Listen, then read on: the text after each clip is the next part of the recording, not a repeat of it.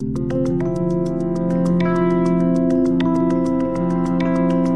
दीपांग जोशी दीप astrology consultations में आप सभी का स्वागत है। आज हम बात करेंगे शुक्र ग्रह के बारे में। ग्रहों की सीरीज आगे ले जाते हुए आज हम बात करेंगे शुक्र ग्रह। शुक्र ग्रह बेहद ही चमत्कार मतलब चमकता हुआ ग्रह है। चमत्कारी भी है और चमकता हुआ भी है, जी हाँ। और दूसरा ये माना गया है कि वो मतलब भृगु ऋषि, जब तक हम आध्यात्मिक तरीके से देखें तो भृगु ऋषि की संतान है। भृगु नंदन भी कहा जाता है उनको, कुल गुरु भी कहा जाता है, दैत्य गुरु भी कहा जाता है, कवि के नाम से भी जाना जाते हैं, बिल्कुल।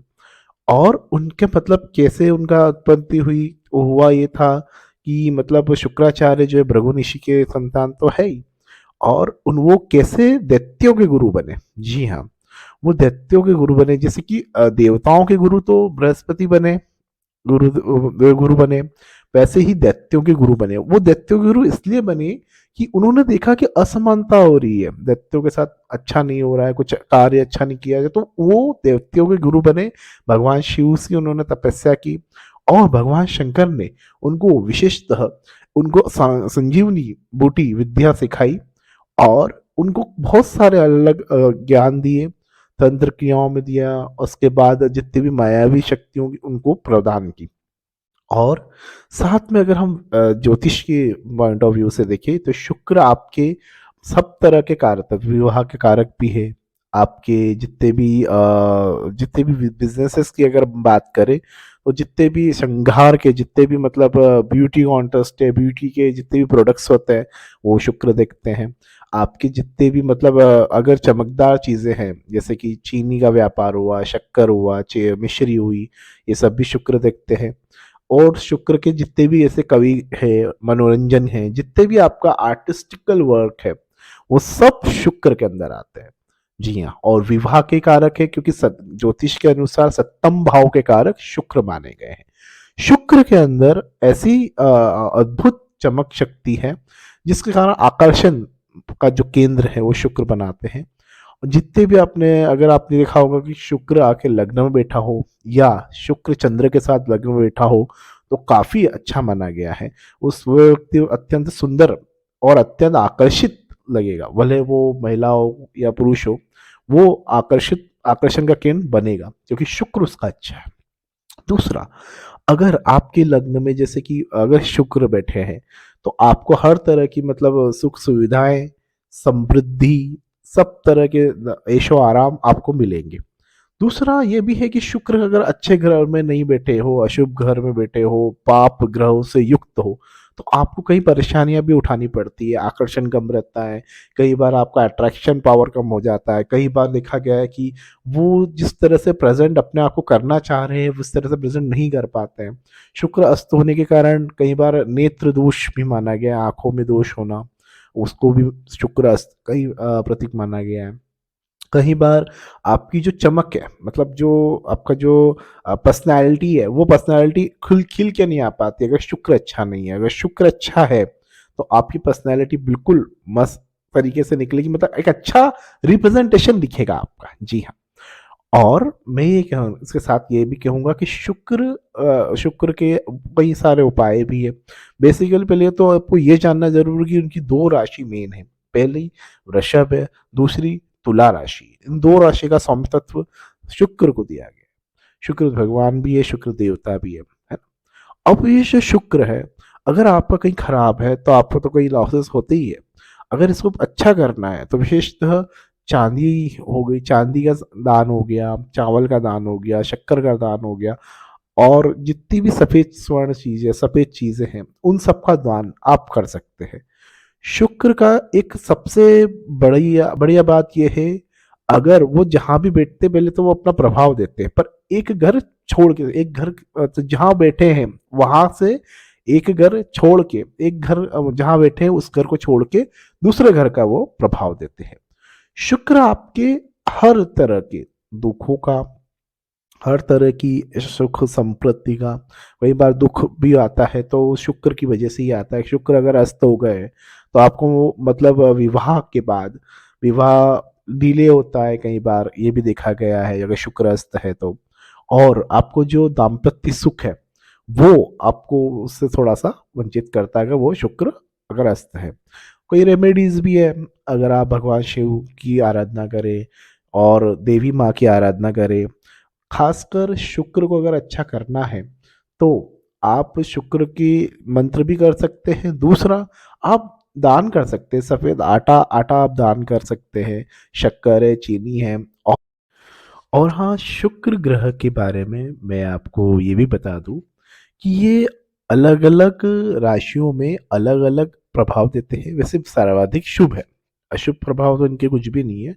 फिर भी ये कहीं अगर राहु के साथ मिल जाए तो आपको जितना भी मतलब जो शुक्र है वो आपको आपको व्यभिचारिक बना सकते हैं या फिर आपको कामुकता ज़्यादा दे सकते हैं, जो कि बहुत गलत है। कई बार आप कामुकता हो ज़्यादा होने से भी आपका जो कैरेक्टर है, चरित्र है, वो खराब होता है। और अगर ये मतलब राहु और केतु से अगर युक्त ना हो तो ये काफ़ी अच्छे रहते हैं, कई बार ये अच्छा फल भी देते हैं। कहीं जितनी भी समृद्धता है, जितनी भी ऐशो आराम है, जितने भी मनोरंजन के साधक है, सब शुक्र के अंदर आते हैं। जी हाँ, शुक्र जो है वो एक ऐसा ग्रह है जहाँ पे आपको जितनी भी ये जो नॉलेज है, वशीकरण है, तंत्रिक क्रिया है, इन सब का भी नॉलेज भी शुक्र ही कहीं ना कहीं देते हैं, क्योंकि इनमें सब कुछ है। क्योंकि इनको संजीवनी बूटी प्राप्त है तो ये अमरता का भी वरदान रखते हैं। अपने आप में सारी हर तरह का नॉलेज ये अमरता का रखते हैं। शुक्र की एक विशेष बात ये भी है कि वो कभी भी मतलब अगर वो अस्त है या फिर वो पूर्णतः है, अच्छी जगह है, अच्छी राशियों में बैठे हुए हैं, वो परिणाम आपको जरूर देते हैं, अच्छे परिणाम देते ही है। इनकी सिर्फ एक ही दृष्टि होती है, सातवीं दृष्टि। ये कभी भी मतलब दूसरी दृष्टि से बात नहीं कर, सातवीं दृष्टि में दृष्टियों के लिए एक अलग से पूरा एक बनाऊंगा, पूरी एक सीरीज बनाऊंगा कि कौन से ग्रह की कौन सी दृष्टि होती है और क्या फर्क देती है।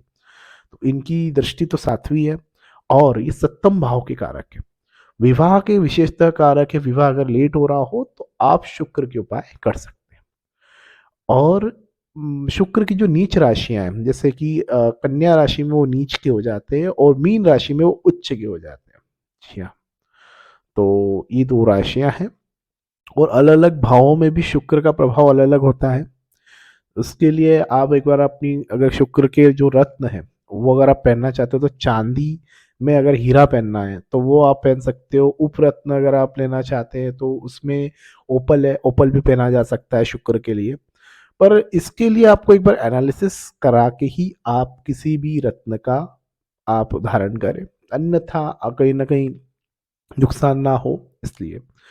और शुक्र अगर आपका कहीं जगह तकलीफ दे रहा है विवाह के मामले में या कहीं किसी से युक्त है गलत ग्रहों से, या 6 8 12 के अंदर है, जो कि तीर्क भाव मानते हैं 6 8 12, अगर उसमें है तो कहीं ना कहीं आपका डिले या कहीं ना कहीं आपको सक्सेस नहीं मिल रही है, तो उसकी एक अच्छी अच्छी रेमेडीज है, वो आप करें। आप श्रृंगार का सामान, पूरे श्रृंगार का सामान माता को आप अर्पित कर सकते हैं, समर्पित कर सकते हैं शुक्रवार के दिन विशेषतः। और शुक्र के एक प्रभाव ये भी है कि आप सफ़ेद चंदन है, चावल है, शक्कर है, मिश्री है और जितने भी मतलब आटा है, सफ़ेद आटा, वो आप जाके किसी भी गरीब दरिद्र ब्राह्मण को दे सकते हैं या फिर देवी माँ के वहाँ पर आप जाके दे सकते हैं। शुक्र से रिलेटेड सारी चीज़ें आपको उसमें मतलब सारा आप जितना भी दोष है वो पूरा निवारण हो जाएगा। और अगर मैं बात करूं शुक्र के शुभ प्रभाव में, तो वो आपको सक्सेस दिलाते हैं, सब करते हैं। पर कई बार हमने देखा है कि अच्छे अच्छे एक्टर्स की वो सक्सेसफुल तो हो गए, सब बढ़िया रहा, शुक्र की राशियों में बढ़िया रहा, पर लेकिन बाद में फिर अनसक्सेसफुल हो गए, कई बार किसी में लॉसेस हो गए। तो वो रीज़न ये होता है कि आप शुक्र का मिस यूज़ मत करो। मतलब कहने का मतलब ये है कि अगर वो ग्रह की पावर आपको मिली है, एनर्जी मिली है, तो आप सत्कार्य में लगाएं। बिल्कुल।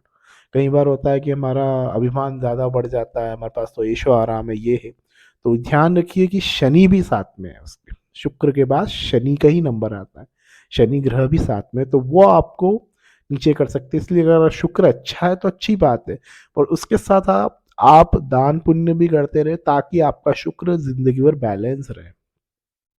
कई बार होता है कि शुक्र अच्छा है तो अभिमान ताल आता है या कुछ भी ऐसा होता है, तो उसको बैलेंस करके रखिएगा। जी हाँ, शुक्र अच्छा है ये तो अच्छी बात है, पर कि शुक्र को बैलेंस करना, उस एनर्जी को बैलेंस करना भी जरूरी है।